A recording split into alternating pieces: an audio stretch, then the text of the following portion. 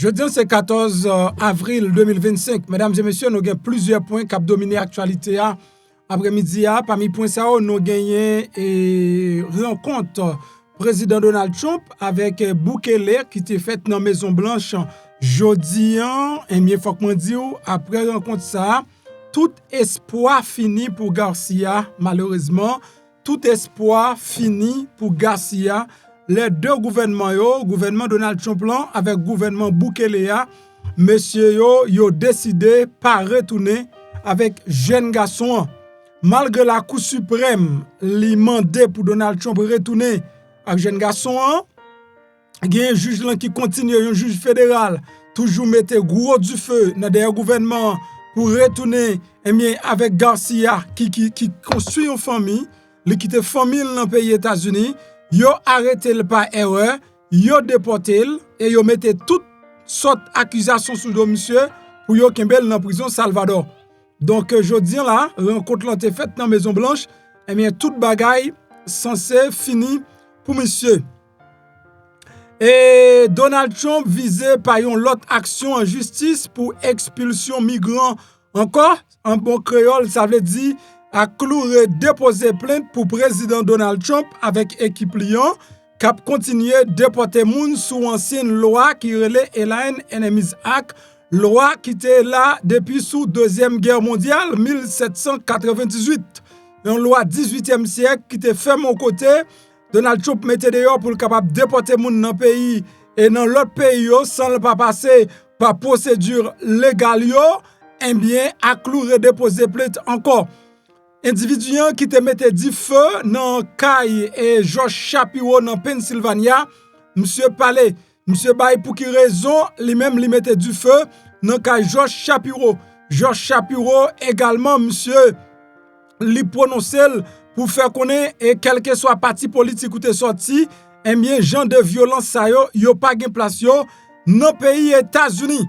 Nous pourrons regarder ensemble un peu dans rencontre président Donald Trump avec Bukele et puis n'a pas garder si nous un petit crasse tout pour nous capable passer un petit moment pour nous capable suivre comment ça teye dans briefing George Shapiro lui-même li te bay et garder comment image kay monsieur et comment dans boule tourner plastique point ça quand pilote nous pourrons regarder ensemble après midi.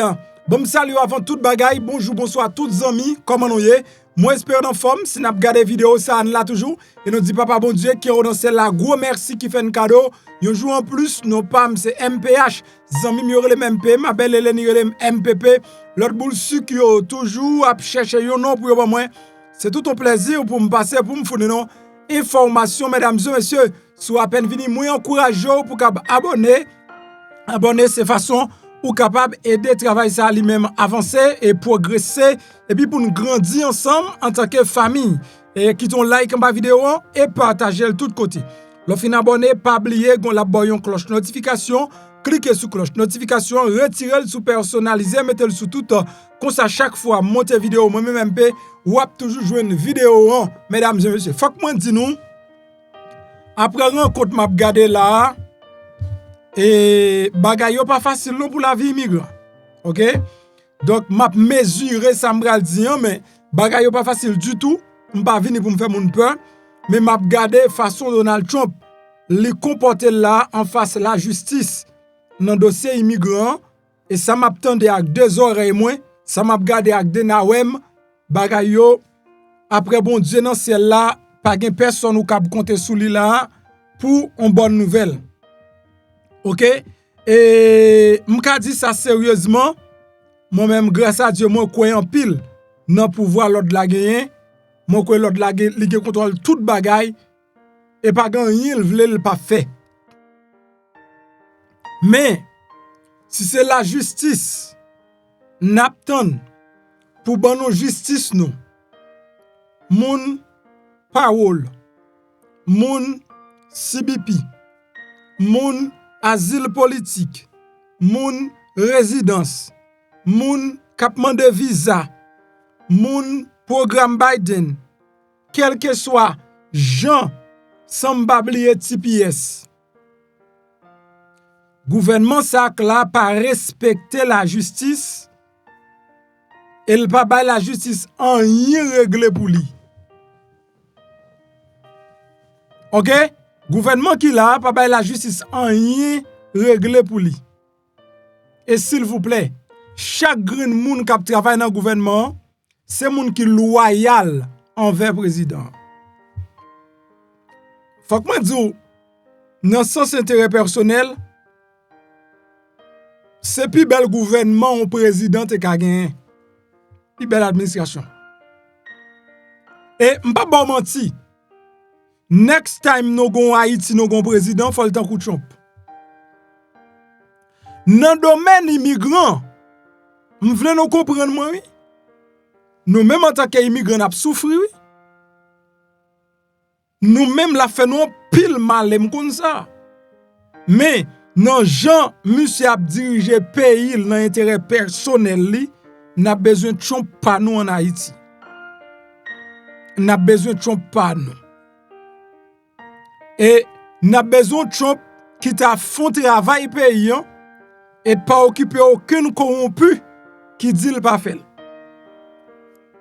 Et si Jovenel te prend ligne ça, il pas mourir quand Jean le mourir et peut-être pays a te cap qu'on aller mieux. Le no pays avec un série de bagaille a dit nous fait pays mal. Actuellement, c'est seul bon Dieu qui défenseur yon immigrant dans les États-Unis. C'est seul bon Dieu qui défenseur yon immigrant dans les États-Unis. Nous pas aveugle à hier avant hier n'attendait la Cour suprême qui dit pour gouvernement arranger pour le retourner monsieur Américain. La Cour suprême prend décision ça à l'unanimité, mandé Donald Trump retourner monsieur parce qu'il était déporté illégalement et administration en dit yo déporté monsieur illégalement. Et monsieur a pas un casier judiciaire qui dit il fait partie des MS-13. Yo reconnaît qu'il était rentré dans le pays et même gouvernement Salvador ça li pas safe pour le tourner Salvador. Et c'est ça qui fait que ça crée les asiles politiques. Et yo prend dossier yo cherche avantage là-dedans, yo gaspille. Alors, priez bon Dieu en pile parce que la justice pas mettre dehors là. Gouvernement ça doit prendre décision, la Cour suprême dit non, quittez moun yo, elle décide de faire ça l'affaire. Bon, quand on pral relèl. Et ça dire, on se rebaga pour fait, c'est volonté. M'bral dire que espoir me gagner, c'est parce que m'sonne qui gon la foi enragée. M'gon la foi enragée et la foi pas m'nan déborder. Son la foi enragée lié. Et ça faut un petit docteur matin m'a regarder là, li bon problème. Vous connaissez problème li bon? Li monsieur vin mettons en vie travail devant là. Et me senti monsieur vin mettre un challenge, en qualité de challenge qui me dit monsieur pas capable contre li dans ligne non. Alors, m'a pas nous menti que m'a prend des années. Mais m'a privé. Et me sonne la foi enragé, m'a prend des années donc. Donc m'a prend des années et les m'a privé ou premier. M'a kon qui place m'a occupé mais m'a dernier. M'a privé. Soufel nous ka fait tout. C'est-à-dire m'gon la foi que m'ka n'importe bagaille, m'ka arriver n'importe bagaille et m'ka n'importe bagaille dans vie, m'ka posséder n'importe bagaille dans vie, c'est depuis petit comme ça et ben moi je fais tête comme ça et bon Dieu créé comme ça et ça fait tout me croire que Donald Trump li ka déporter tout monde livré mais depuis bon Dieu gen projet pour moun rete dans pays a président Donald Trump pour que jamais fait dans votre maman pour le déporter moun bon Dieu vle rete Américain et ça me dit là la même devant m'ka dit si bon Dieu vle moun rete dans pays on pas ka faire rien et le connaît ça tout Ça, monsieur ça me posté là, c'est premier milliardaire haïtien. Premier milliardaire haïtien. Il y a qui a milliard, mais pas un milliard propre. Et il y a un million, pas quand on a haïtien qui milliard. Parce que monsieur qui milliard. Monsieur qui milliard. Monsieur parmi les milliardaires. Et bravo. Fon bravo. Bravo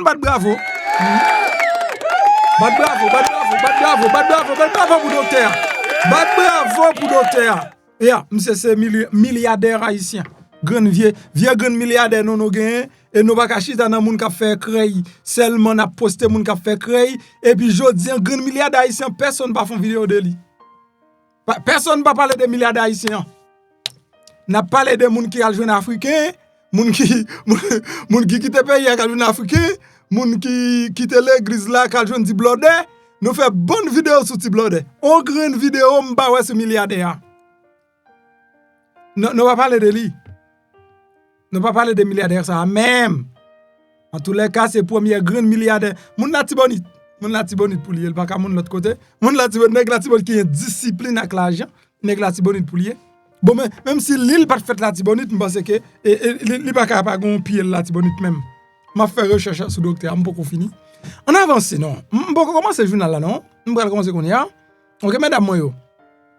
Bon, et on allait non Timon. Les États-Unis renouvelent opposition à retour Garcia. Nous connaissons Garcia, c'est un père de famille. Avant toute bagaille, un père de famille. C'est très important. Mes amis, j'ai besoin de moun, pendant ma parler de père de famille, mon besoin de moun pour faire me parler avec Chelson ça non. Parce que ta semble téléphone nian pas fonctionnel. Yon moun qui ka aller dans prison fait me joindre Chelson ça non pour me parler, c'est très important. C'est très important parce que son père de famille qui gen madame, qui gen ti moun et nèg yo prend fermé dans prison Pétionville. Ça reproché nous pas connaît. Et déposer dans prison parce qu'elle est en opposition. Je pense que c'est malheureux. Je pense que c'est malheureux pour jeune garçon qui a dirigé la police en Haïti fait ça. Le nom pour un père de famille, nous mettons dans prison. Et un monde qui est honnête, qui pas dans gang, un monde qui pas dans crasé brisé. Vous mettez dans prison, madame ni, petite li, nous pas penser à ça. PNH, m'a dit nous que nous tous ces pères de famille. Chelson ça non, pas fait un autre mérité condamnation. Pour nèg fin passer tout le temps ça dans pénitencier. Li libéré. Jodi a pour nous prendre, nous fermer le Pétionville. Guys, c'est ça faire, Et bataille Chelson nom quoi pour la police. La police plus pas en sécurité que n'importe monde en Haïti. On est cap goumer compte esclavage qui dans pays. La police nèg yo toujours voyer l'abattoir. Ouais que nous pas camper avec Chelson c'est contre ligne camper. Nous juste gon petit problème. Faut nous penser bien.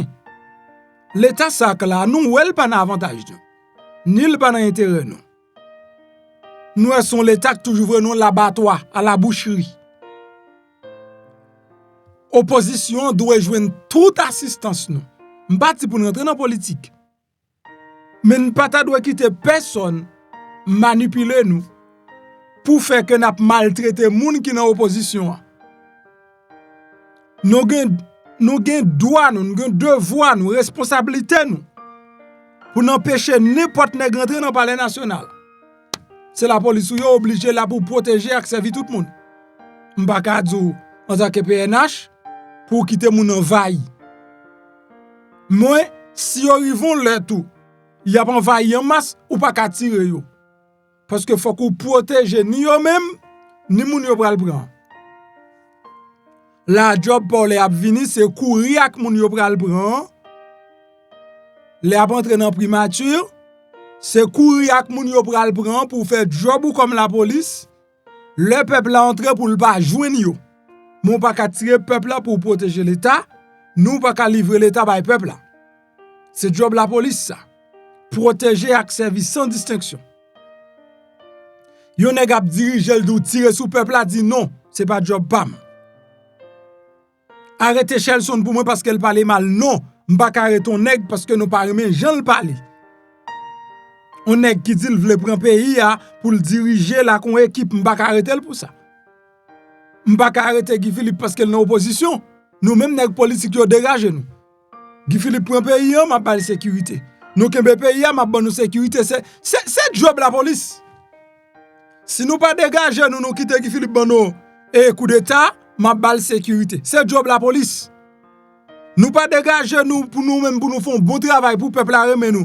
Peuple envahit nous, peuple la mettre nous dehors, moun peuple la mettre m'a balle sécurité encore. C'est job la police. Où est-ce qu'on s'en fait? Kay pas été là, ou balle sécurité l'aller. Dehors n'était là, ou balle sécurité l'aller. Men gen ti cheve siwo sa vin là, ou balle sécurité, li pou aller. Après ti cheve siwo, la gon l'autre k'ap vinn en kon cheve green, ou balle sécurité, li pou aller. Ou pas là pour beaucoup de personnes là popo. La ge Chelson ça non pour moi pendant m'a dit ça là. Bon. C'est la même nouvelle là moi nan jeune homme qui le Garcia. Monsieur trouvé en prison Salvador. Et m'pa connais monsieur mais que me fait mal pour lui parce que me connais monsieur gen 3 petites et monsieur gen madame américain. I know what that mean. Léon nèg ka ki ton femme ak 3 petites. Pas un problème. Parce que la passé, la bay comme manger. La paye kay. La paye pour ti moun à l'école, la paye chauffeur. Parce que son nèg ou ka gen plusieurs femmes, c'est parce que ou gen kob. Ça faut ka quitter madame ou al joindre l'autre femme, c'est parce que ou gen nan mon. Ou paye chauffeur, ou paye kay, c'est bien. Mais longtemps de moun nan en prison lié, ça son l'autre histoire. Li pa nan travail, madame ni la kay ak ti moun yo. Haïti on nèg c'est chaque nèg la sorti li vinn en pain. C'est intelligence li ka fait vivre ou prendre ou fermer dans prison. Sans pas gagner reprocher. Sans pas de mandat d'elle. Si te gen mandat d'elle, il va pas rentrer Port-au-Prince. Nous kembel. Monsieur,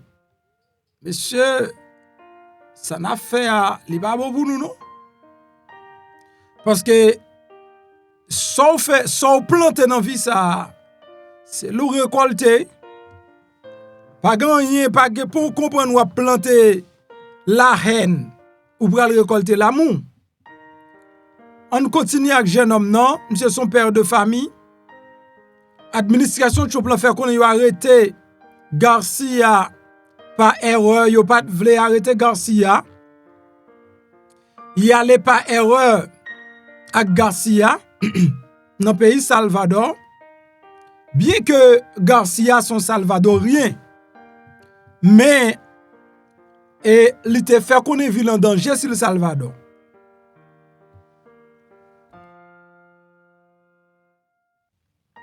Monsieur fait qu'on est sur le Salvador ville en danger.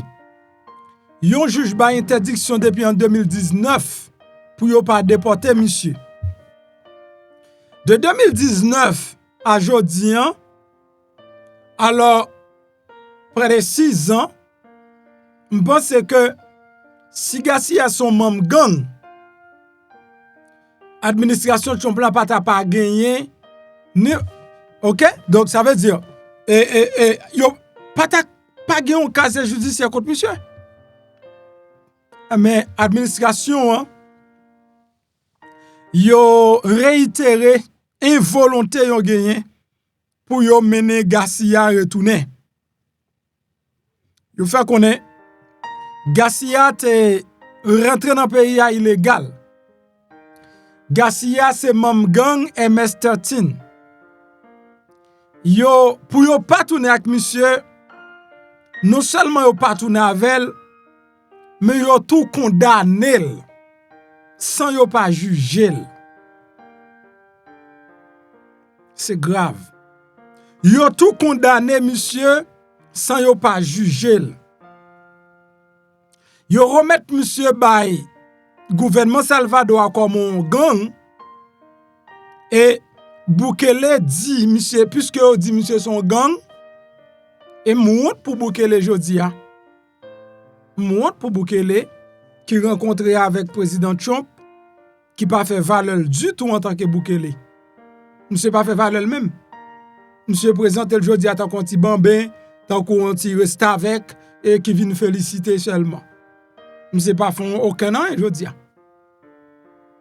C'est ton honneur, c'est ton fierté, comme toute nèg besoin de Maison Blanche, quel que soit joint nèg la vanyan la kaili et couler Maison Blanche, et tout non gros pour le mouiller.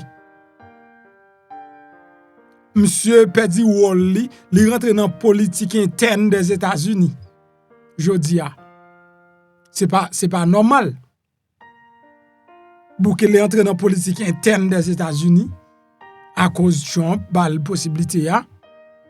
Président Donald Trump a fait campagne avec Bukele, a demandé Bukele pour Bukele bay opinion sous politique interne pays a. Pas grave, oui, parce que je dis là, pas grave.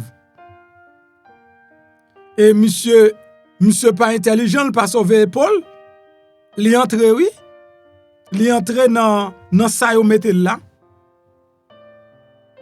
C'est mal. Un président pays ou doit être neutre.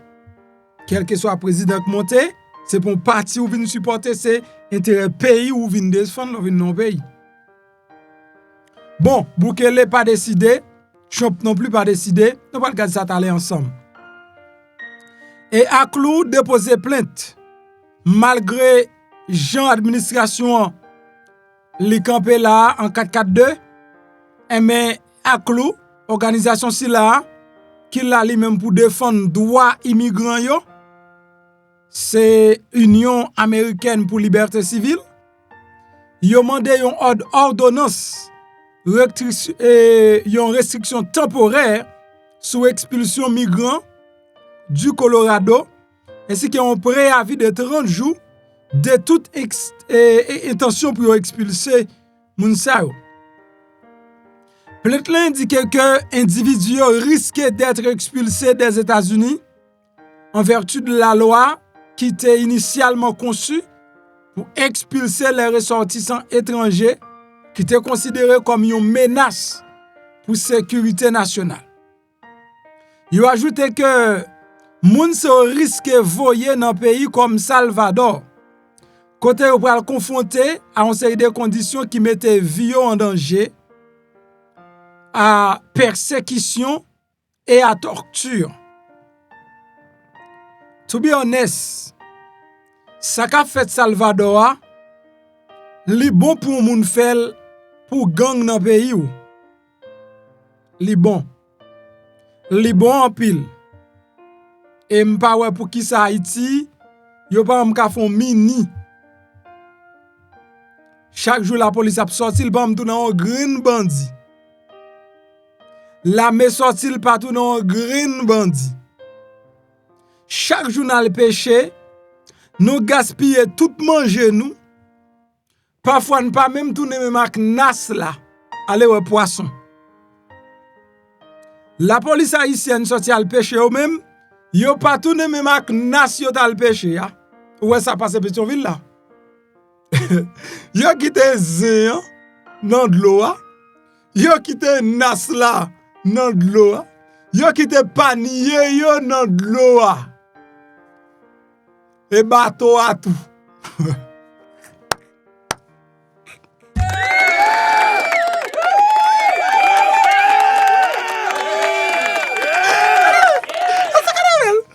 La police le gars le pêche yo quitté bateau yo quitté zéro pas de l'eau. Yo quitté manger, te porter verre, te porter pour poisson, yo quitté le bas de l'eau. te bateau, te monter pour monter la mer, te le bord de l'eau. Yo jeté kon. Yo jeté kon dans l'eau, yo tourné à pied. Là, nous besoin Boukele dans pays Haïti. Mais, Jean Boukele est traité brigand yo. Ou pas qu'à pour moun qui vient juste chercher la vie. Parce que, mesdames et messieurs, les États-Unis, on ne pas connaître, mandé Guy Philippe pour les aider. Depuis yon arrêté là, yo met une accusation sous dos. C'est celle grand maître là, oui, Calavo. Depuis Amérique fin met un bagay sous dos. Et s'il vous plaît, ça le mette sous dos là. Si au moins voulez vivre encore un jour. Sorry.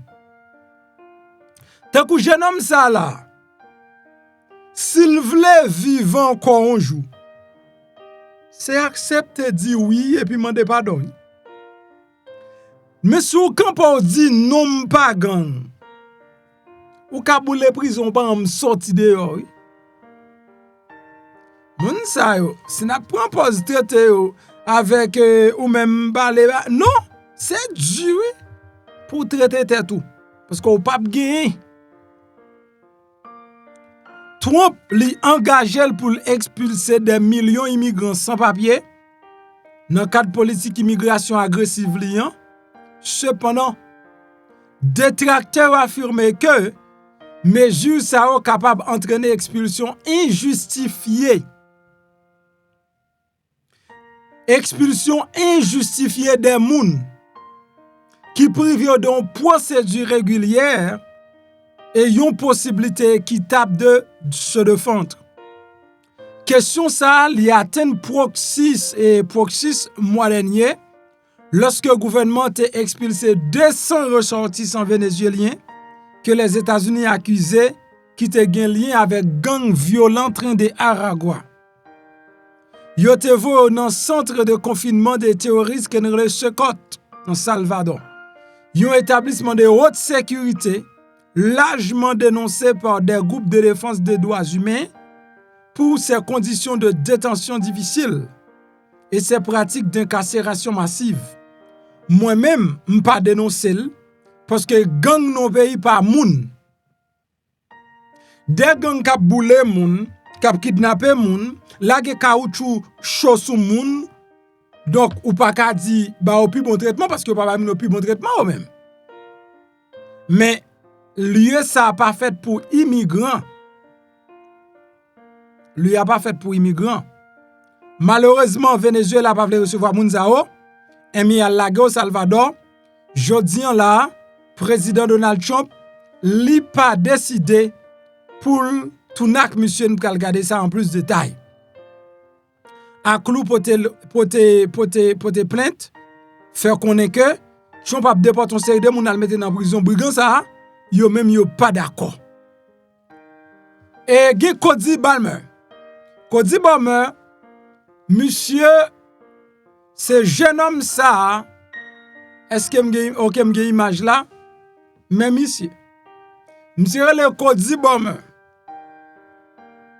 C'est monsieur qui levait qu'elle mettait du feu dans ka Josh Shapiro parce qu'elle sentit pas ka ouais moun y aurait le Josh Shapiro gouverneur Floride là gouverneur Pennsylvania, homme très populaire et très aimé de la part des démocrates, très respecté dans tout pays. Eh bien, monsieur ça, bon, mettez Josh Shapiro pour nous kawel tout. Mais Josh Shapiro, ti piti ak Josh Shapiro gros image wap gade ya. Ou gade son fumeur, son buveur, son drogueur. Figi monsieur marqué tout ça pas bon. Monsieur levé le gros la nuit, la mettre du feu la kay Josh Shapiro. Mesdames et messieurs, si vous regardez dans l'image ça yo, on regarde seulement quelques images là, n'a pour comment monsieur détruit en dans kay gouverneur. OK? Tu vois? Tout ça, c'est sang du feu. Ça veut dire c'est livre, monsieur mettez du feu dans kay Georges Shapiro, gouverneur, boule kay la net.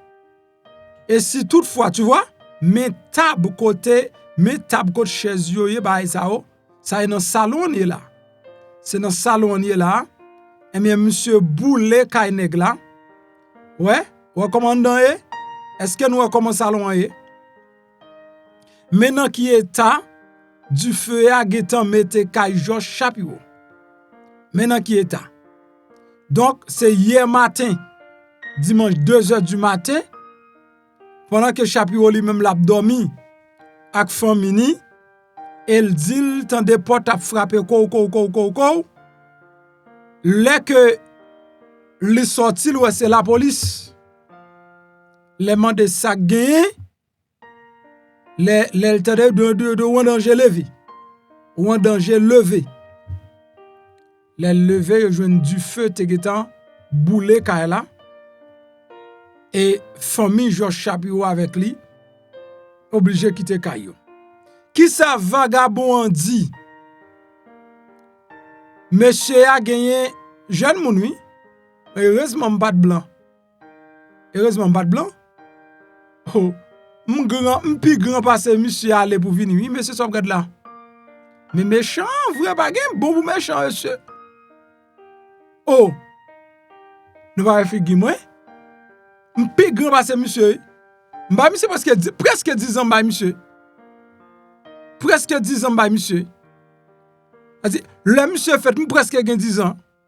L'homme accusé d'avoir déclenché une grande incendie dans la résidence du gouverneur Pennsylvania, il déclare à la police que l'État nourrit une haine envers le gouverneur Georges Shapiro.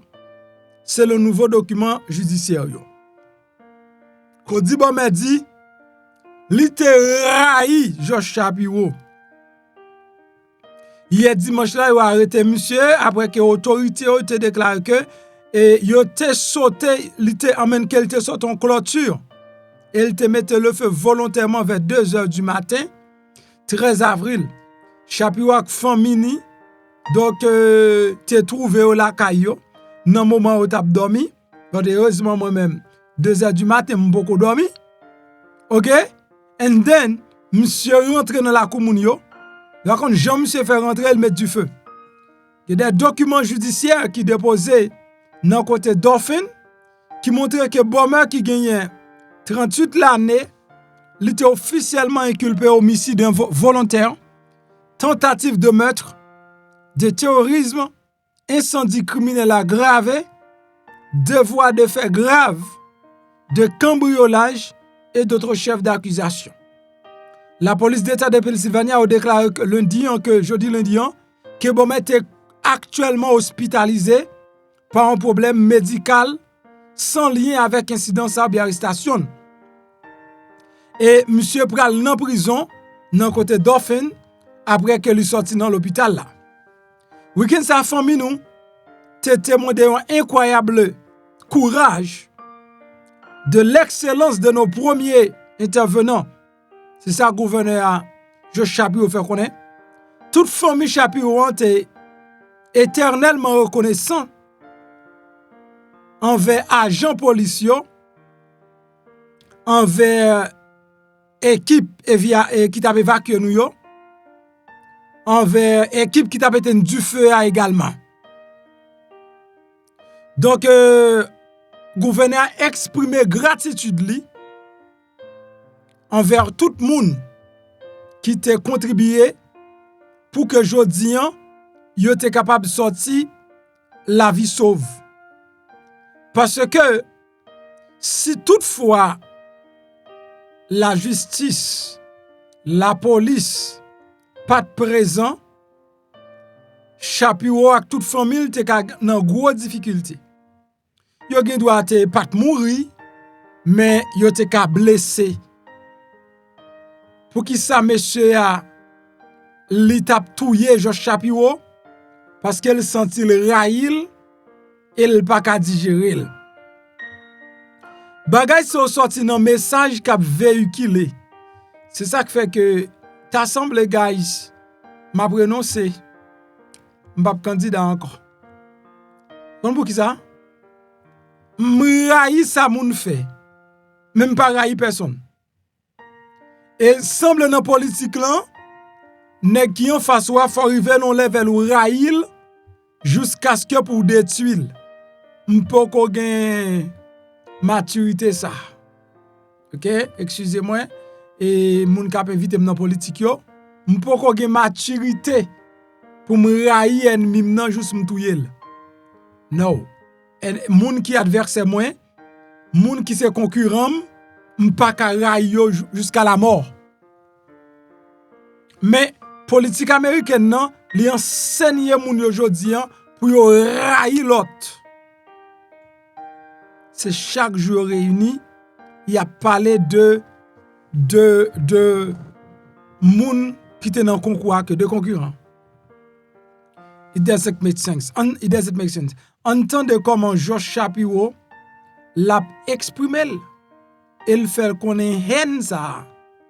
Li pa gen place li dans pays États-Unis. This investigation. Let's go back. On our family. Let's go back. Cured all of our children. Let's go back. Residents. Let's go back. 2:00 in the morning. Okay. While my family and I were asleep upstairs here at the governor's residence. Et 2 heures du matin pendant que moi ak famille nous t'a dormi en l'air, dans marché escalier en l'air, donc dans résidence gouverneur. One of the state troopers assigned to our detail banged on our door, woke us up and told us we had an emergency and needed to leave immediately. Et on série de moun vinn nan porte là et puis yo frappé and then yo fait connaître que yo te en danger, yo te doué quitter un building nan rapide. Together, we secured all of our children, our 2 dogs, our family that was staying with us.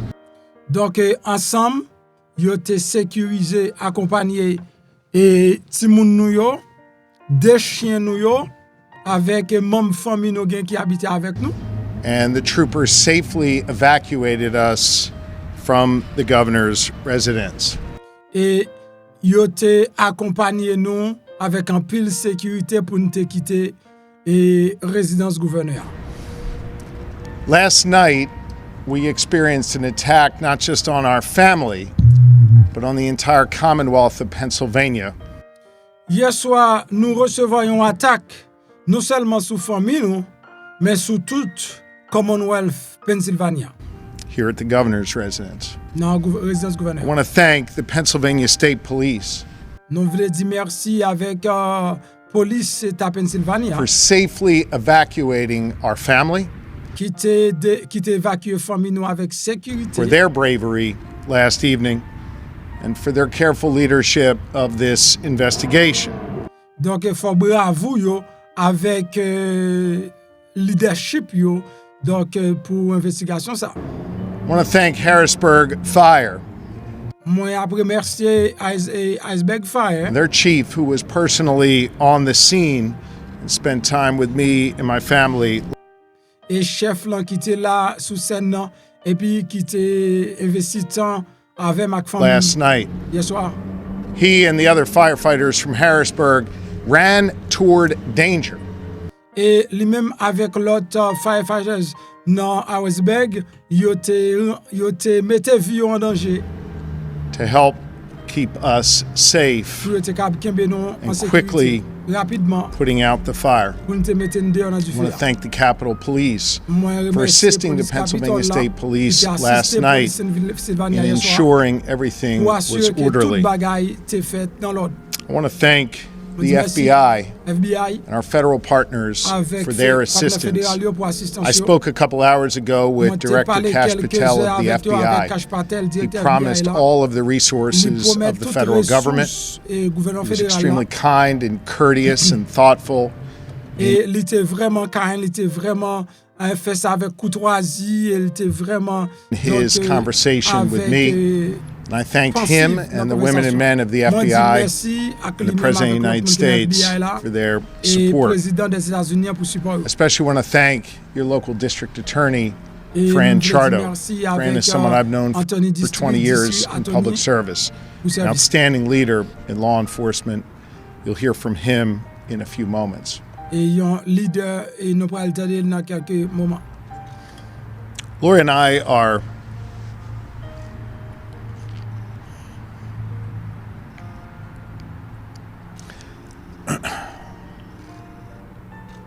Lori and I are overwhelmed by the prayers and the messages of support Lori avem nous dépasser par prière yo avec message de received support que nous from all recevons across Pennsylvania and all et à across the travers United toute States. Pennsylvania et à travers tout le We've pays. heard from our fellow governors and first spouses. Et nous tendons pour yo capable de tendre et gouverneur yo We've heard from avec several of the madame former governors famille. of Pennsylvania.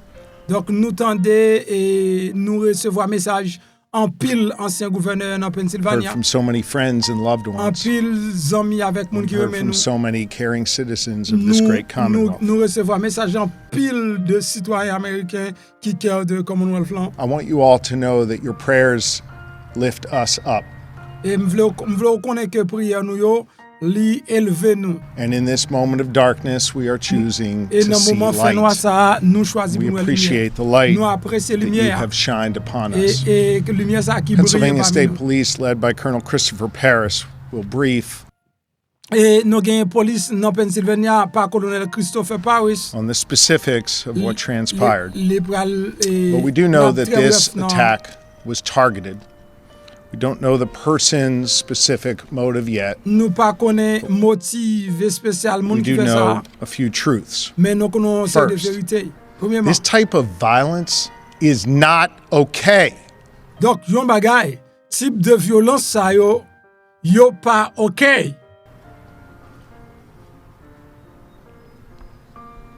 This kind of violence is becoming far too common in our society. Et violence ça allait trop loin dans communauté nous, dans société nous. And I don't give a damn if it's coming from one particular side or the other. Ça pas intéressé si que li sorti dans parti ça ou bien li sorti dans parti ça. Directed at one particular party or another, or one particular person or another. Et qu'elle dirige par yon parti ou bien l'autre, par un monde ou bien par un l'autre, ça pas intéressé. It is not okay. Bagay ça pas bon. And it has to stop. Bah ça doit finir. We have to be better than this. Nous devons faire mieux que ça. And we have a responsibility to all be better. Nous toutes des responsabilités pour nous vinn plus bon. Second, Deuxièmement, if this individual was trying to deter me from doing my job as your governor, si individu ça livre empêcher me faire travail en tant que gouverneur, rest assured I will find a way to work even harder et m'a joué nos moyens pour me travailler, et m'a travailler even beaucoup plus dur que ça. than I was just yesterday. Et que Good j'aime people of te Pennsylvania. avant hier pour moun dans Pennsylvania. Here's a third truth. C'est troisième vérité. If he was trying to terrorize our family, S'il essaye de Our terroriser famille nous, zami nous yo, the Jewish community who joined us for a Passover Seder in that room last night, et famille ça yo qui sont famille juif qui viennent joindre nous pour nous capable passer week-end juif là ensemble hier soir. hear me on this. Attendez-moi. We celebrated our faith last night proudly, and in a few hours we will celebrate our second Seder of Passover again proudly. Et nous te célébré avec un pile fierté hier soir Passover et recélébrer encore donc Passover là fièrement Will avec deter un pile me fierté. or my family Pas gen or aucun monde any qui Pennsylvanian campé famille celebrating ou bien their faith n'importe openly où dans and Pennsylvania cap empêcher me célébrer la foi ouvertement et avec un pile fierté.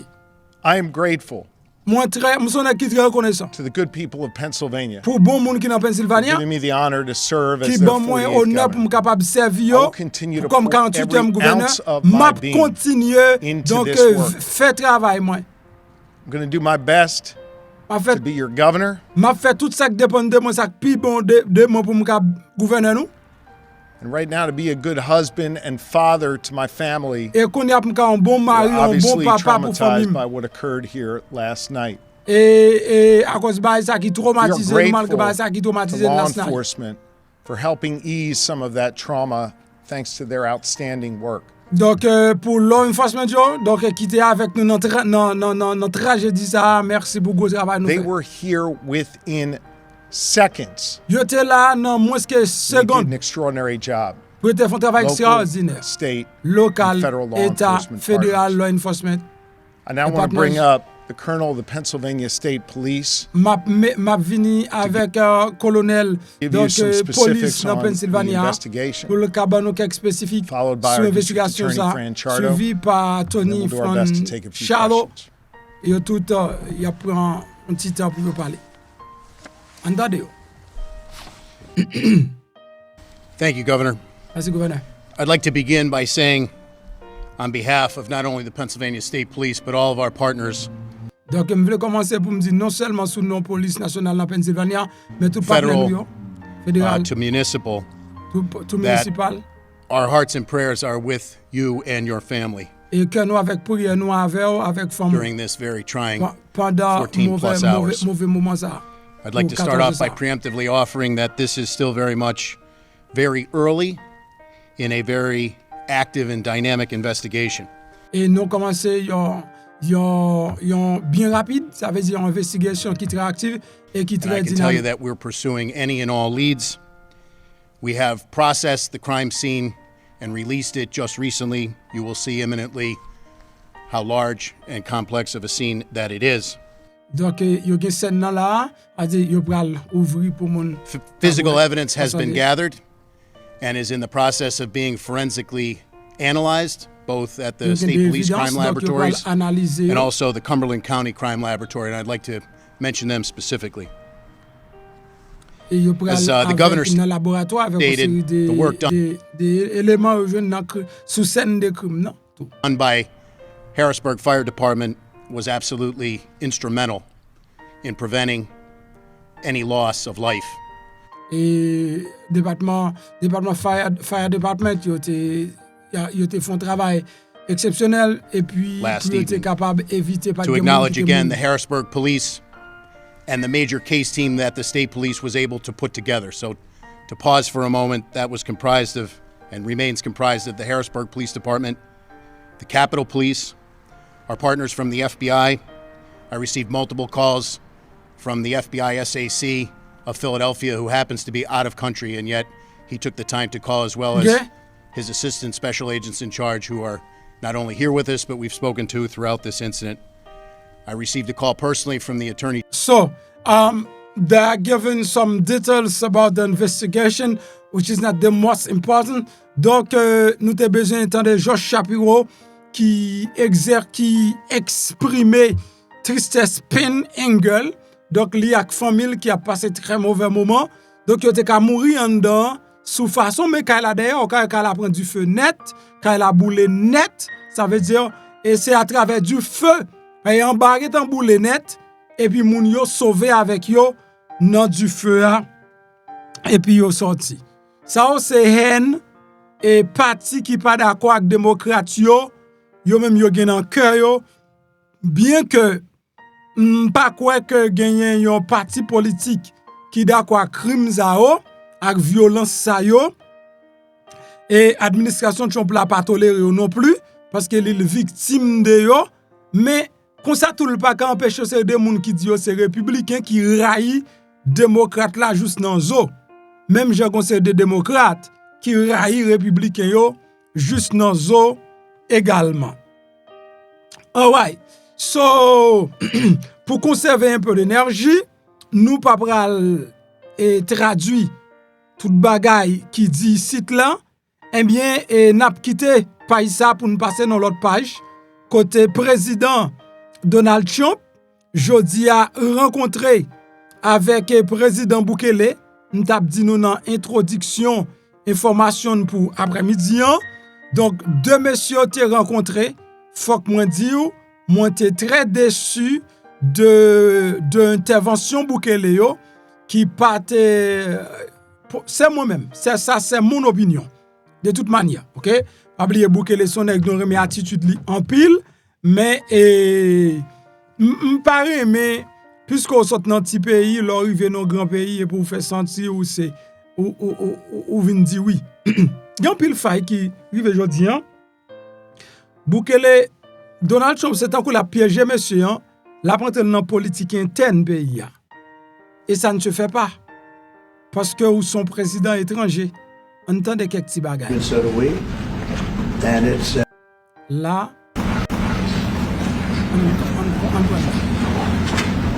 Well, thank you very much. It's an honor to have a friend of mine because we went through this together. Merci beaucoup pour mes amis pam qui là parce que nous avons traversé moment ça ensemble. And got along very well for my entire period of time. Okay, pendant toute période. So I knew him as a very young man. Now he's just a young man. Et monsieur He's son done jeune a garçon. fantastic job, Mr. Monsieur President. font It's an travail honor to have fantastique, you. monsieur président sur le Incredibly for your country. Merci. And Font I travail incroyable appreciate pour pays. working with you. Bon, après, Because you want to stop crime, and so do we. Vous voulez And qu'il it's very, very camper effective. And I want to just say hello to the people of El Salvador and say they have one hell of a president. Okay, And I mean that, and I know him well. I know him as a very young man, Marco. Even younger than you. You know, Et he's j'étais plus jeune. He'll always be younger. young at heart. But I want to thank you for the great job you're doing. Merci I beaucoup appreciate it. I want to thank you. J'apprécie ça. Well, it's an honor to be here in the Oval Office with the president and leader of the free world. We're very happy and we're very eager to help. Anyway, I will let you hear that. Et la gen let là dedans, on peut comprendre un peu. Donc, qui ça gen là? So, premièrement, président Donald Trump li vini avec Biden non. On connaît président Donald Trump pas parler pour le pas font paraître avec Joe Biden qui fait un mauvais job. Li vle rentrer Bukele dans bagay politique interne non. Entre démocrate et républicain, ça c'est bagay qui garde non les États-Unis étaient les États-Unis. Bukele pas panier de ça et m'pense c'est son attrape nigo pour un président pas panier de ça pour entrer dans bagay interne pays que nous même démocrates républicains régler cause nous moi même c'est intérêt pays pas m'a régler et plusieurs questions qui gain pour avec dossier interne pays yote et président li te mandé Bukele ba opinion sur yo même que yo quitté pays ouvri et crap Joe Biden ça Joe Biden fait pas jamais pardonner et pays pas jamais oublier ça. Those things should not coming up in this conversation. But à la fin de la journée t'as pral gen yon du feu qui prend yon journaliste CNN t'as pral poser question Donald Trump a fait journaliste CNN nan malhonnête. Donc après ça, il a cité nos CNN plusieurs fois, dit personne pas regarder CNN encore parce que CNN pas fait bon travail et CNN pas vle bay nouvelle là, etc. So m'ste pas dit que 99.1% et moun yo diminué k'ap traverser frontière là. Bukele t'a pral demander pour qui ça yo pas partager nombre ça dans médias, m'ste pral dit c'est parce que des médias ta CNN pas vle moun kon volonté a et puis ou t'a pral joindre et yon journaliste qui a posé question ça qui t'a mettre du feu dedans c'est encore une bataille même Jean bataille qui était faite avec président ukrainien il t'a demandé et Donald Trump est-ce que président Salvador li pral mettre ensemble pour qu'a retourner avec Garcia et jeune homme ça qui sont Salvador et puis qui dans prison Salvador encore du feu prend dedans. Finalement Bukele on bagaille qui dans justice américaine nèg la mandé asile. Donc, Bukele finalement d'accord avec le gouvernement. Donc, devant les médias, il fait qu'on ait le pape voyer Tineg la tourner. Ok? Elle dit jamais. Et puis, gamoun, je me pensais qu'elle va le faire bagay comme ça, puisque monsieur a son gang lié. Mes amis, c'est citoyen pays ou. Je comprends qu'il y a gang dans le pays ou. Mais, si moun nan, li c'est citoyen pays ou, li vin dans le pays, yo traite de gang, ou pas ka d'accord tout moun qui sont Salvador, yo dit que nan gang ou dit yo nan gang nan tout. En tant que président, faut dire OK, donc nous-mêmes, nous arrêter gang yo, nous mettons en prison, nous avons une procédure pour nous connaître qui moun qui c'est gang.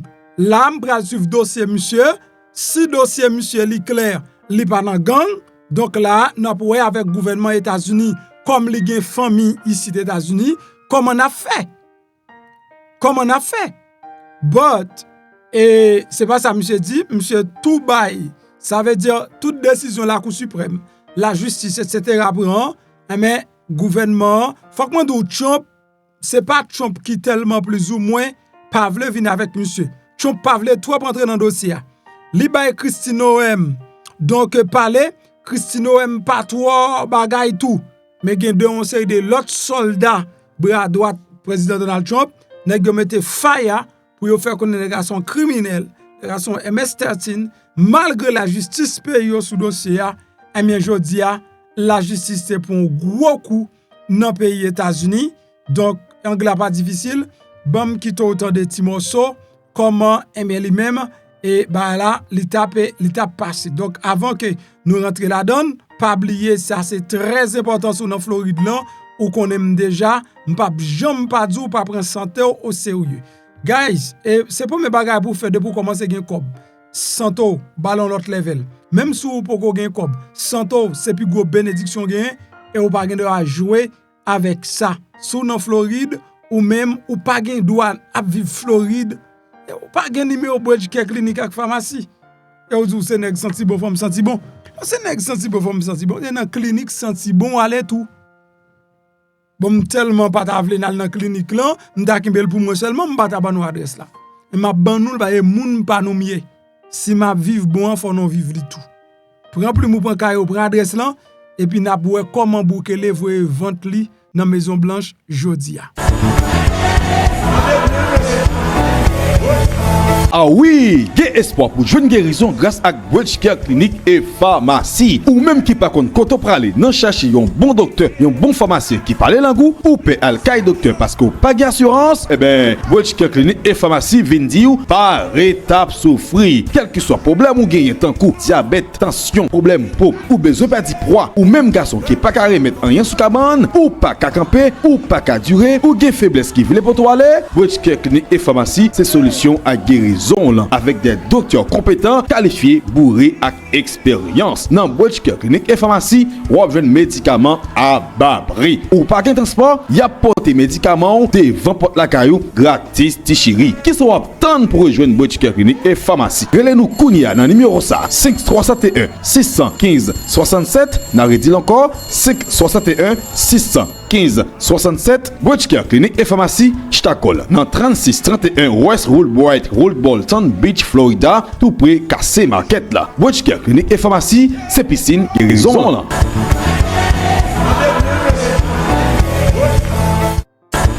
It's an honor to have a friend of mine because we went through this together and got along very well for my entire period of time. So I knew him as a very young man. Now he's just a young man. And he's done a fantastic job. Mr. President, it's an honor to have you. Thank you. You're doing incredibly for your country. And we appreciate working with you because you want to stop crime, and so do we. And it's very, very effective. And I want to just say hello to the people of El Salvador and say they have one hell of a president. Okay? And I mean that, and I know him well. I know him as a very young man, Marco, even younger than you. You know, he started pretty young. He'll always be younger. Young at heart. But I want to thank you for the great job you're doing. I appreciate it very much. Thank you. Well, it's an honor to be here in the Oval Office with the President and leader of the free world. We're very happy and we're very eager to help. We know that you have a crime problem, a terrorism problem that you need help with. And we're a small country, but if we can help, we will do it. And we actually turned the murder capital of the world, that was the journalists call it, right? Murder capital of the world, into the safest country in the Western Hemisphere. And, you know, if sometimes they say that we imprisoned thousands, I like to say that we actually liberated millions. So, you know, like That's very good. Who gave him that line? Do you think I can use that? And in fact, Mr. President, you have 350 million people to liberate. But to liberate 350 million people, you have to imprison some.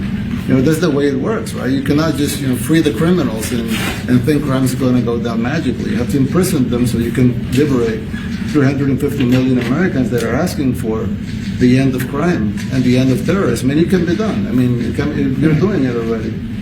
And I'm sure that people have seen the change in the streets. A long way to go because you're just initiating your second term. But it's clear that with the numbers at the border, when even in Democrat-run cities, they get a help from the work you're doing. So I'm really happy to be here, honored, and eager to help. Well, we had a terrible thing happen. We had an administration that allowed people to come in freely into our country from not only South America, but from all over the world. Many from the Congo in Africa, Asia, all over the world, Europe, rough parts of Europe. And they came from prisons, and they came from mental institutions, and they came from gangs, and the gangs of Venezuela and other places. And hundreds of thousands and even millions of them came. 21 million people altogether, but many of the people that came, just a tremendous percentage of them were criminals, in some cases violent criminals. We had 11,088 known murderers. Half of them murdered more than one person. This was allowed by a man who, what he did to our country is just unbelievable. So we're straightening it out. We're getting them out. But what they did and what that party did to our country, open borders, anybody could come in. As soon as I heard that, I said, every prison's going to be emptied out into our country. That's what happened. And we're straightening it out. And we just had numbers. We had the highest recruiting numbers in the history of our country going into police departments. And a year ago, we had the lowest numbers. You couldn't hire a biggest change. Yeah. Nobody's ever the seen. lowest to the highest. And the military now, Marines, the Army, Air Force, Coast Guard, every slot is, we have the best numbers we've ever had. We call it recruitment numbers.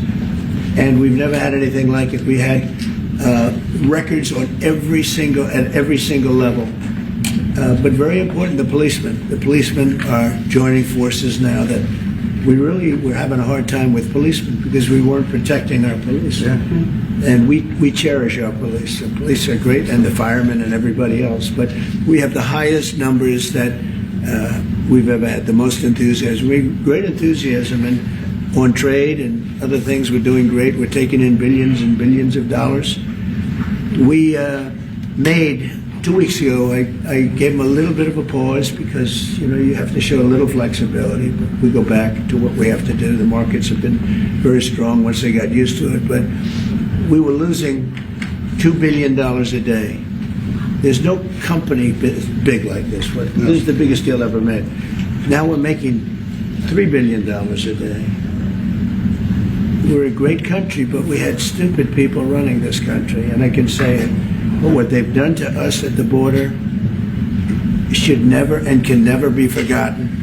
It's a sin, what they did. And you are helping us out. And we appreciate it. Thanks.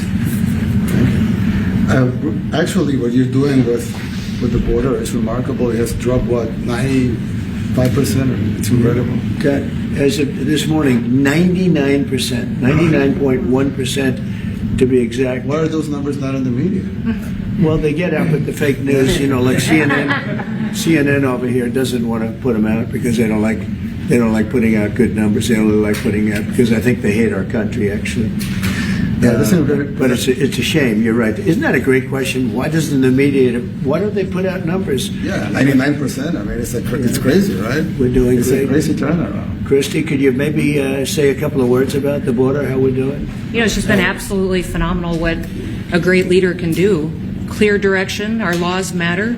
We should only have people in our country that love us, and the Border Patrol and our ICE officers and law enforcement officers have done fantastic work. So we're proud of them. Now we just need to get the criminals and murderers and rapists and dangerous gang members and terrorist organizations out of our country. So, Mr. President Bukele, we thank you very much for your partnership. It has been wonderful for us to be able to have somewhere to send the worst of the worst and someone to partner with. And we'd like to continue that partnership because it's been a powerful message of consequences. Mr. President, you wanted people to know that there was consequences if you break our laws and harm our people and endanger families. And this is a clear consequence for the worst of the worst that we have somewhere to put them. Thank you very much. Yeah, we even had this gang member from Venezuela, one of the ones you sent, and we interviewed him just to get some information, etc. from them. And he said, "Oh, well, I got arrested 6 times, but they released me the 6th time, so I should be released again."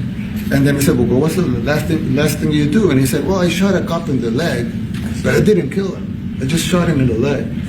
And we're like, this guy was arrested 6 times here in the United States, 6 times. He was released 6 times, and in the he was released 5 times, and the last time he was sent to El Salvador, right? So he's not getting released. But the last time he shot a cop, actually, and he shot him in the leg. So these are, like you said, there's something broken. It's the liberal establishment. But they're not running things anymore in this country, and we're run by, and I don't say conservative, I don't say anything, we're run by people with great common sense. Yeah, common sense. Because it's all common sense. It's not liberal conservative, it's common sense. Exactly. And, do you allow men to play in women's sports? Do you allow men to box your women and box? Because I know you have a lot of boxing. That's violence. That's abuse of a violence woman. against women. It's abuse of a woman. Totally. But we have people that fight to the death because they think men should be able to play in women's sports. And some of those sports, it wouldn't matter much, but it still matters. But some of them are very dangerous for women. Some years ago, like we said, a decade ago or so, women's rights movements were pressuring so that we enacted specific laws to avoid men abusing women. And I think those laws were great because there were a lot of men abusing women. But now some of the same people are trying to backtrack on that and actually trying to make new laws allowing men to abuse women in sports. So actually, that doesn't make sense. It doesn't make sense. It's crazy. They have weightlifting records, right? Yeah. A woman gets up, this way, she's incredible. A guy gets up and beats her by 100 pounds. What are you going to do? A record that hadn't been broken in 18 years. They put on an ounce, quarter of an ounce, eighth of an ounce. For 18 years now, they have a guy come up, ping. The whole thing is crazy. But they continue to fight. And I don't like talking about it because I want to save it for just before the next election. I said to my people, don't even talk about it because they'll change. And but I watched this morning, there was a congressman fighting to the death for men to play against women in sports. And you say to yourself, why? What are they doing, right? What are they doing? But your country's not too big in that. No, of course not. We're big in protecting women. Good. That's right. It's a very important form of protection, too. And as you can see, most of my cabinet are women. So that's impressive. Yeah. That's why you're. And they're not DEI hires or anything. They're just great at what they do. Right? That's right. This is very impressive. Yeah, this is a first. We've had women. But we've never had 3 of them right here. That's 4 and 3 men. Look who we have. You guys feel a little bit mistreated? That's good. I like it. We've been advanced. I've been very advanced in that regard too. We have Pam, who's been so fantastic. Christy, and the most powerful woman they see anywhere. I know, exactly. She's rated. They're all afraid of Susie Wells. They say, oh, she's tough. Yeah. Most powerful woman in the world, according to magazines. What do I know? Yes. But I think she probably is. Yeah, she probably is. Yeah, she probably is. Congratulations. And Stephen, who's done such a great job. We have great people. He's very famous too. But we love working with him. He really lets them have it. Right? Yeah, exactly. There's no games. No. It's very good. He knows. Do you have any questions, please? President Trump. Go, let's not start Mr. President. because they're just so Mr. President. wrong. Yeah, please. Yeah, thank you, Mr. President. You repeatedly mentioned last night that Russia's attack on Ukraine was a mistake. What is the exact mistake And had you given Putin a deadline to actually move toward a ceasefire? The mistake was letting the war happen. If Biden were competent, and if Zelensky were competent, and I don't know that he is. We had a rough session with this guy over here. He just kept asking for more and more. That war should have never been allowed to happen. That war, I went 4 years and Putin wouldn't even bring it up. And as soon as the election was rigged and I wasn't here, that war started. There was no way that war should have been allowed to happen. And Biden should have stopped it. And you take a look at Putin. I'm not saying anybody's an angel. But I will tell you, I went 4 years and it wasn't even a question. He would never, and I told him, don't do it. You're not going to do it. And it was the apple of his eye, but there was no way that he would have done it. All you had to do is lower oil prices. If you lowered oil prices, Biden kept the prices so high because he made it impossible to get it. If you lowered oil prices, you would have never had the war. But you wouldn't have had it with me anyway. That war would have never happened. And I think it's a great abuse. So now what do? You get a country where 25% of its land is gone and the best locations, where millions of people are killed. You know, you haven't reported accurately the death. And this was Biden's war, and I'm trying to stop it. And I think we're going to do a good job. I hope we're going to do it. They lose 2,500 young people a week, think on average. Now, they're Russians and they're Ukrainians, but it's 2,000. We don't care. It's like whatever it is. They're not from your country. They're not from mine, but I want to stop it. 2,500, it's a killing field. It's like the Civil War. You take a look. I look at the satellite pictures. This should not be happening in our time. Of course, our time can be pretty violent, as we know. But that's a war that should have never been allowed to start. And Biden could have stopped it, and Zelensky could have stopped it, and Putin should have never started it. Everybody's to blame.